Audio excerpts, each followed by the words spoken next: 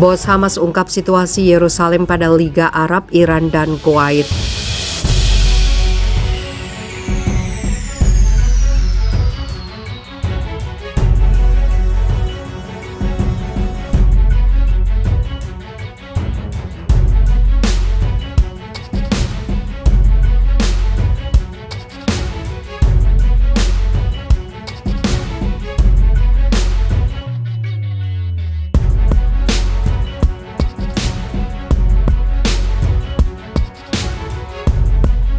Kepala Biro Politik Hamas Ismail Haniyeh pada Jumat 15 April memberitahu Liga Arab, Iran, dan Kuwait tentang perkembangan terbaru dan agresi Israel terhadap Palestina di Yerusalem. Berbicara dengan Sekretaris Liga Arab Ahmed Abul-Gheit, Haniyeh menjelaskan tentang pelanggaran Israel di Masjid Al-Aqsa dan bagaimana jemaah Palestina menjadi sasaran agresi Israel setiap hari. Haniyeh meminta Abul-Gheit mengangkat masalah perjuangan Palestina di forum internasional, mendorong diakhirinya kebijakan standar ganda masyarakat internasional vis-a-vis hak-hak Palestina. Dia juga menyerukan resolusi internasional yang berpihak pada rakyat Palestina. Abul-Gheit mengutuk praktek pendudukan Israel di Masjid Al-Aqsa. Dia menekankan Liga Arab mendukung hak Palestina dan akan mengambil perannya dalam mengakhiri praktek dan provokasi Israel semacam itu. Sementara pada Jumat malam, Haniyeh menerima telepon dari Menteri Luar Negeri Iran Hossein Amir Abdollahian. Keduanya membahas pelanggaran pendudukan Israel di Yerusalem dan Masjid Al-Aqsa serta pembunuhan warga Palestina secara sewenang-wenang. Rakyat Palestina, kami berkomitmen mempertahankan hak tanah dan tempat suci mereka, papar Haniyeh. Dia menegaskan semua upaya untuk mendominasi Masjid Al-Aqsa atau mengubah identitas Islamnya tidak akan pernah berhasil. Amir Abdollahian menegaskan kembali dukungan negaranya untuk rakyat Palestina dan hak-hak mereka yang sah. Dia mengecam kejahatan pendudukan Israel termasuk serangan pada Jumat oleh pasukan pendudukan Israel di Masjid Al-Aqsa. Haniyeh juga menjelaskan kepada Ketua Parlemen Kuwait Marzouk Al-Ghanim tentang pelanggaran terbaru Israel di Masjid Al-Aqsa. Dia menekankan bahwa rakyat Palestina akan terus mempertahankan tempat suci mereka. Haniyeh meminta Al-Ghanim mendukung hak Palestina, mengecam kejahatan yang merupakan pelanggaran terhadap semua standar internasional, memberikan tekanan pada pendudukan Israel di mana di semua forum internasional untuk mengakhiri serangannya terhadap Masjid Al-Aqsa. Juru bicara Parlemen Kuwait mengutuk praktek pendudukan Israel di Masjid Al-Aqsa. Dia menekankan sikap mendukung negaranya terhadap hak-hak Palestina.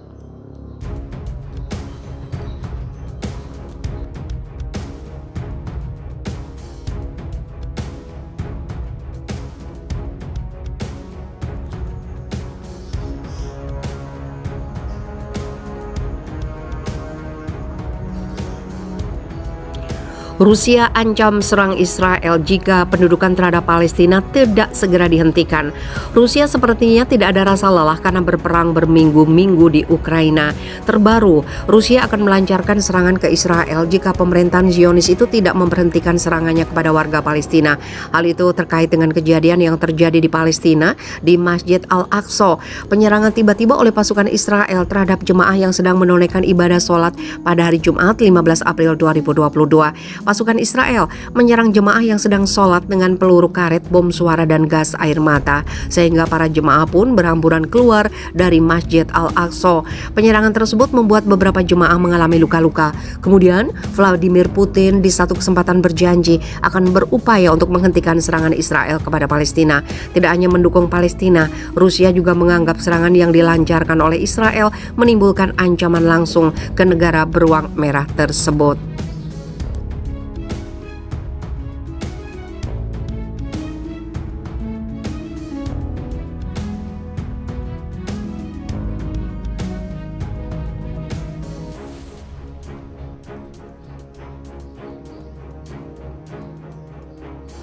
Rusia larang Boris Johnson dan pejabat Inggris masuk ke Rusia.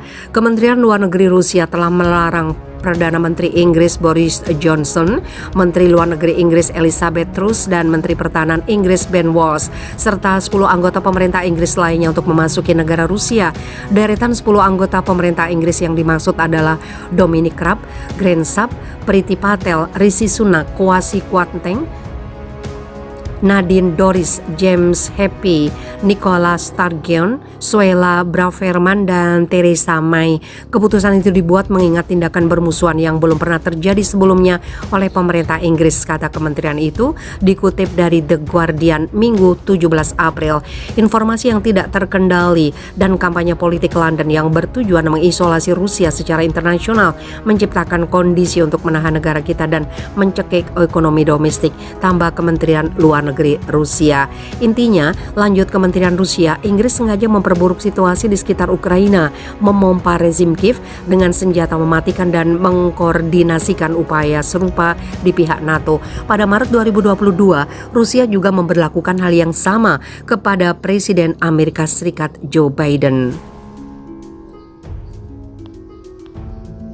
Inggris dan mitra internasional kami bersatu dalam mengutuk tindakan tercela pemerintah Rusia di Ukraina dan menyerukan Kremlin untuk menghentikan perang. Kami tetap teguh dalam dukungan kami untuk Ukraina, ujar seorang juru bicara pemerintah Inggris. Berita tersebut mencuat seminggu setelah Johnson bertemu dengan Presiden Ukraina Volodymyr Zelensky di Kiev. Johnson juga menjanjikan dukungan tidak tergoyahkan Inggris terhadap Ukraina untuk melawan Rusia. Ukraina telah menentang peluang dan mendorong kembali pasukan Rusia dari gerbang Kiev, mencapai prestasi senjata terbesar pada abad ke-21, kata Johnson dalam pernyataannya setelah pertempuran tersebut.